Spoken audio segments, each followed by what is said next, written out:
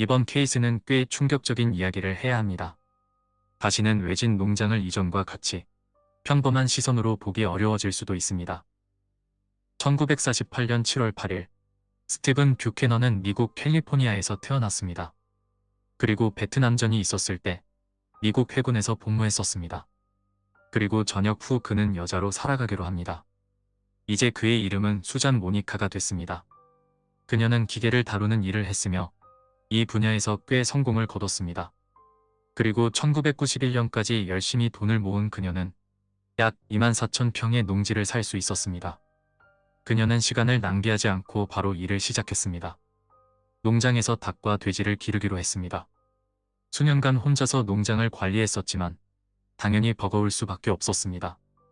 결국 2013년에 수잔은 구인 공고를 냈습니다. 구인 공고를 본 56세의 로버트가 찾아왔습니다. 그는 농장에서 일하기에 최고의 일꾼이었습니다. 자빌부터 시작해서 목수 역할까지 가능했기 때문에 농장 주인 입장에서 최고의 직원이 될 수 있습니다. 로버트는 수잔이 제공하는 숙소에서 지내며 일을 하기로 결정됐습니다. 너무 편하고 안락한 곳이었기 때문이었을까요? 아니면 일이 너무 고된 까닭일까요? 그는 자식들과도 몇 달 동안 연락도 하지 않았습니다.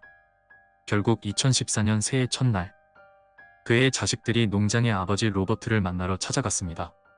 하지만 수잔은 그가 4개월 전에 이미 일을 그만뒀으며 그 이후로 그를 본 적이 없었다고 합니다. 그리고 수잔은 그의 자식들에게 그의 소지품과 개를 정리해달라고 요청했었습니다. 그의 자식들은 뭔가 일이 잘못된 것임을 알게 됐고 즉시 아버지를 실종 접수했습니다. 하지만 로버트를 추적하기란 쉽지 않았습니다. 왜냐하면 그는 언제나 현금으로 일당을 받았었고 지출을 할 때도 오직 현금만 썼기 때문입니다. 게다가 그들은 몇 달 동안 어떤 소식도 듣지 못했습니다. 형사들은 로버트에 대한 단서를 얻기 위해 수잔의 농장으로 향했습니다. 그리고 그곳에서 꽤 이상한 느낌을 받게 됐습니다. 건물 곳곳에는 파편 더미가 쌓여 있었고 공기 중에는 수상한 냄새가 배어 있었습니다. 그리고 차량들이 널브러져 있었습니다. 수잔은 그들에게 로버트가 이른 가을에 떠나기 전 대략 6개월 동안 자기가 제공한 부지에서 살며 일했다고 했습니다. 수잔에 따르면 그는 농장을 떠나기 직전 친척으로부터 무언가 안 좋은 소식을 받았다고 합니다. 그 소식에 그는 정신이 팔렸고 그 뒤로는 농장일은 내팽겨치고 폭음과 불규칙한 행동을 하기 시작했다고 합니다. 수잔의 이야기는 매우 의심스러웠지만 그저 그들의 직감만으로 그녀를 어떻게 할 수는 없었습니다. EBT란 일렉트로닉 베네핏 트랜스퍼의 약자로서 전자복지 카드라고 볼 수 있습니다. 정부에서 기초 수급자들에게 도움을 주는 카드입니다. 식당이나 식료품점에서 이 카드로 계산을 할 수 있습니다. 로버트가 가진 유일한 카드는 바로 EBT 카드였습니다. 당국은 유일한 추적 가능성을 가진 이 카드를 추적했습니다. 그리고 그들은 12월에 그의 카드가 사용된 이력을 확인할 수 있었습니다. 그 카드가 사용된 시간의 CCTV를 확인한 결과 로버트의 카드는 수잔이 사용하는 것이 확인됐습니다. 경찰들은 즉시 농장의 수색 영장을 집행했지만 수색 자체는 굉장히 난항을 겪었습니다. 엄청난 양의 산업 폐기물, 썩은 음식과 쓰레기 더미 등이 수색을 지연시켰습니다. 결국 수사관들은 무언가 엄청난 오싹한 것을 발견합니다. 그것은 사람의 다리였습니다. 대퇴골 중앙에서 발가락까지 절단된 것으로 보입니다. 즉시 수잔은 신문을 위해 잡혀갔습니다. 그리고 이상한 소리를 하기 시작했습니다. 그녀는 작년 가을 돼지우리 안에 빠진 로버트를 발견했다고 합니다. 상황은 매우 나빴습니다. 돼지들이 로버트를 공격하고 물어뜯었습니다. 그래서 수잔은 신고를 하는 대신에 로버트가 고통에서 벗어날 수 있도록 그를 쐈다고 합니다. 그리고 그의 시신을 다양한 쓰레기 봉투에 넣었습니다. 수잔이 수사관이나 로버트의 가족들에게 이런 이야기를 바로 해주지 않은 이유는 그녀의 돼지들에게 무슨 일이 일어날지 모르는 두려움 때문이었다고 합니다. 확실히 그럴듯합니다. 그리고 수잔은 계속 이야기했습니다. 수사관들은 어디에 그를 숨겼는지 물었습니다. 그녀는 본인 농장 부지의 지도에다가 한 곳을 표시했습니다. 그리고 그곳에서 스티브를 찾을 수 있다고 말했습니다. 생판 처음 들어보는 사람의 이름이 나타났습니다. 그녀는 실수로 로버트가 아닌 다른 사람을 말해버린 것입니다.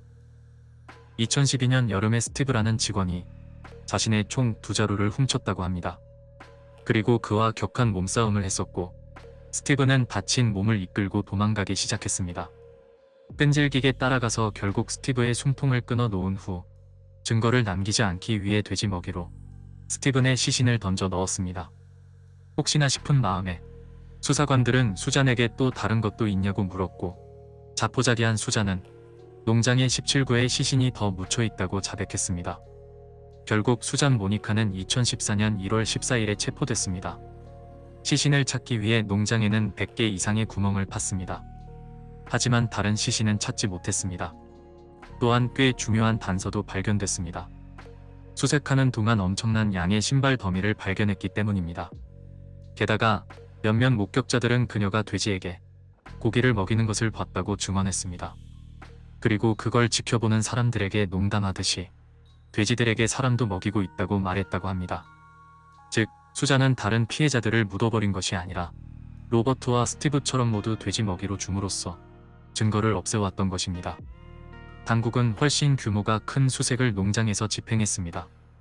하지만 대부분 돼지 먹이로 준 까닭 때문인지 더 이상 시신을 찾을 수 없었습니다. 법의학적으로 희생자 로버트와 스티브는 모두 머리에 총을 맞고 사망한 것으로 밝혀졌습니다. 그리고 둘 다 뼈에 갉아먹힌 자국이 있었습니다. 수잔이 말하길 한 명은 정당방위, 한 명은 자비로운 살인입니다. 그녀는 재판을 시작하기 전에 꽤나 충격적인 말을 했습니다. 본인이 했던 짓을 생각하면 절대 인간이 할 수 없는 요구였습니다. I think your attorney would prefer that you not. That's correct, Susan. Don't say anything. I would like the people of Rogue River to donate a small amount of money so that I can have my pigs butchered and the meat given to the Rogue River Community Center. 모든 진실이 밝혀진 가운데 수잔의 농장에서 사육되던 돼지들은 모두 안락사시켰습니다. 인육을 섭취한 돼지를 식품으로 만들 수는 없습니다. 하지만 자신의 돼지들이 식품으로 취급되지 못한 것에 대해 그녀는 매우 화를 냈다고 합니다. 수잔은 2015년에 재판을 받게 됐습니다. 그리고 수감 동기도 증언을 하기 위해 법정에 왔습니다. 수잔은 그녀에게 생일 축하 카드를 줬는데 거기에 충격적인 서명이 있었습니다. Creeped me out, like I got chills. It says Happy B-Day from the sweetest murderer in Jackson County, Susan Monica. 그녀는 종신형을 선고받았습니다. 그러나 수잔은 여전히 자신이 말했던 정당방위와 자비로운 살해였다고 말하고 있습니다. 시간 내어 시청해주셔서 감사합니다. 언제나처럼 또 뵙겠습니다. 다음 영상에서 만날 때까지 모두 몸조심하세요.